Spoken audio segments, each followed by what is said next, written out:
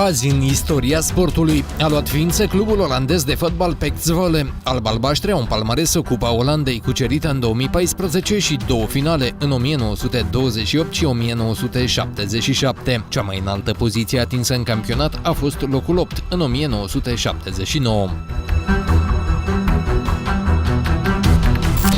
Mola Mallory a câștigat a 29-a ediție a Openului de tenis al Statelor Unite după o finală de 3 seturi în compania conaționalei Hazel Whitman.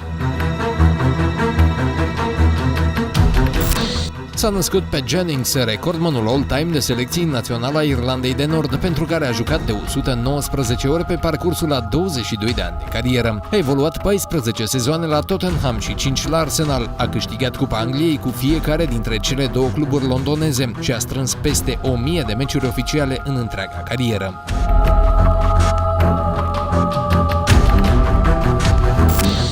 S-a născut portarul danez Thomas Sorensen. Are 101 selecții naționale acolo unde a fost pentru un deceniu titularul de necontestat după retragerea legendarului Peter Schmeichel. A jucat cea mai mare parte a carierei în Premier League la Sunderland, Aston Villa și Stoke.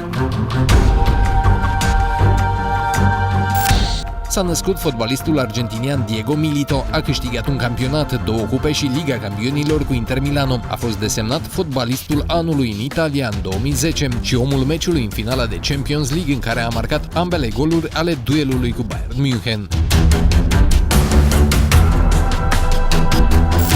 S-a născut pilotul francez Loïc Duval, câștigător al ediției 2013 în celebra cursă de 24 de ore de la Le Mans.